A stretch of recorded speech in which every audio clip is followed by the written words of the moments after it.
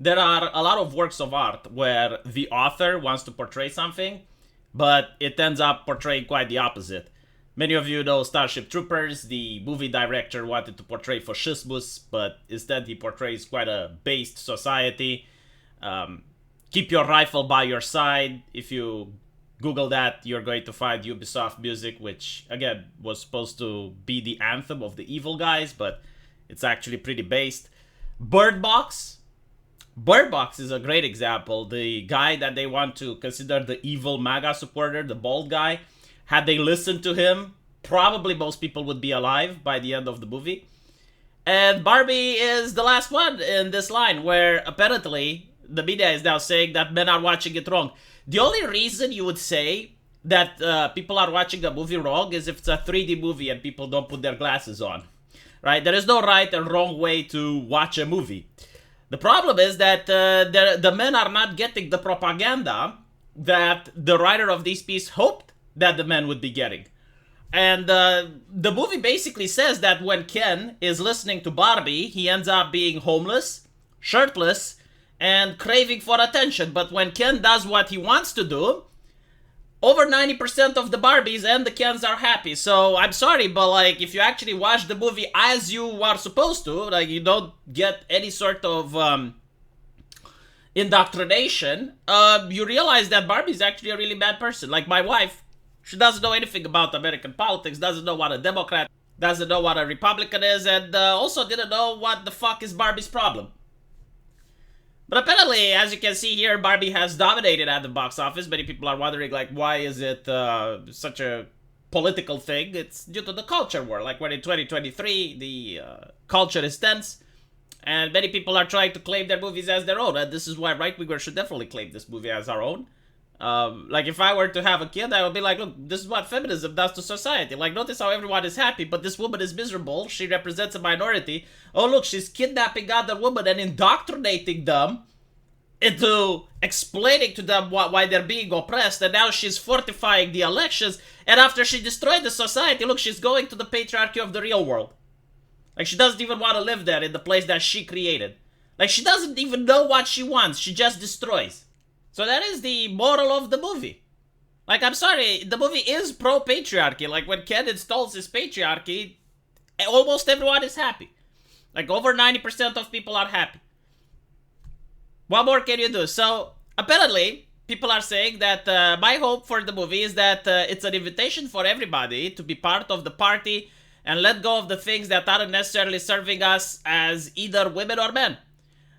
I hope that in all of that passion, they see or engage with it, it can give them some of the relief that it gave other people. So this is what the author says in New York Times. And she's responding to what Ben Shapiro burning a Barbie doll on his YouTube show after watching the movie. Yeah, well, Ben Shapiro, I'm sorry, like, he genuinely didn't understand this movie. He looked at what the author said.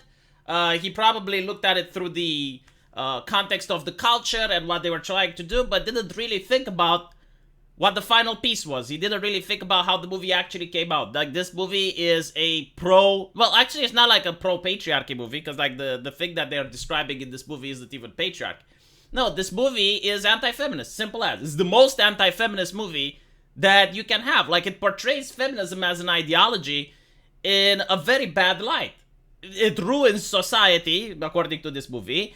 And the people that ruin the society, they just move on to another society. They don't even want to enjoy the labor that they created. Like how can you view this movie any other way? This is literally what it's portraying. So apparently everyone does not see in the same way. Ted Cruz and Piers Morgan have spoken out against what they see as the movie's woke agenda, while other social media users have praised the movie storyline for reasons Gregwick might not have expected. And probably this is me. The Barbie movie sees stereotypical Barbie travel to the real world with Ken, where he discovers that in Barbie Land, the other Kens aren't in control. The real world is run by the patriarchy. See, even the writer doesn't understand the movie. He's not upset that the Kens aren't in control. He's upset that Kens aren't even second-hand citizens. Like, they treated like animals. They don't have a house. They're homeless, right? And on top of that, they're starving for attention. They're taken for granted. And they do all these things for their Barbies, which do not even want to engage with them. So, yeah, I mean, they basically want equal rights.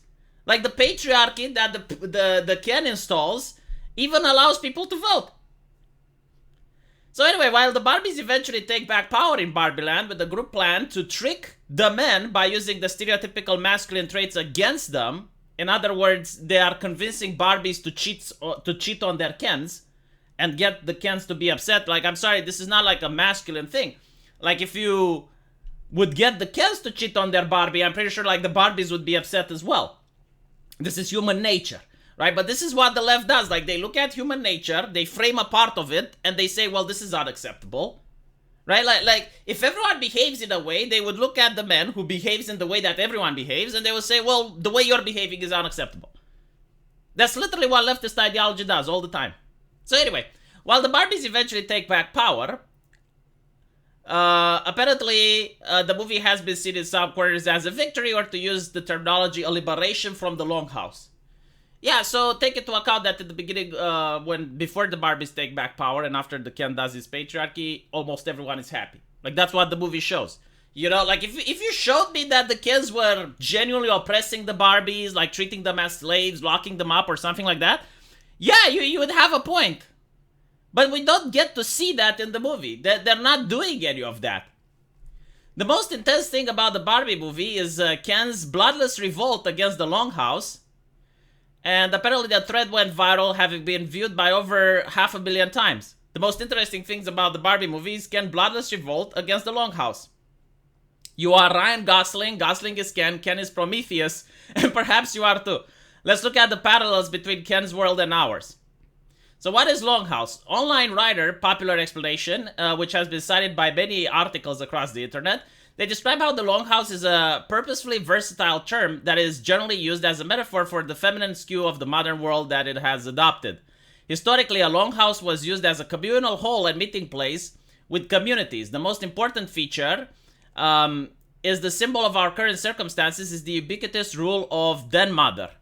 More than anything, the Longhouse referred to the remarkable overreaction of the last generation to our social norms centering feminine needs and feminine methods for controlling, directing, and modeling behavior. So apparently, people on the internet are saying, let the ruling Longhouse tremble at the Kenarchic revolution. Ken of the worlds unite. Verified Twitter user Alex Noan suggested that the Barbie movie was a look at things to come in the modern world. The Barbie movie showed us the only job for men once the Longhouse is complete is sexless himbos and karate twink. Well, I mean, the movie itself portrays, as I mentioned before, that when the Kens do what the Barbies want, they end up homeless, shirtless, and starving for attention. Like, this is what the feminist portrays in her own movie. Like, what am I to make of this? This is not like some different interpretation. This is not like some movie critic which looks at the destruction of the Death Star in Star Wars and think that is impregnation. Like, I'm not kidding. There was a feminist critic which said that, Luke firing the torpedo, that is like the ejaculation, and when it reaches the core, that is the impregnation.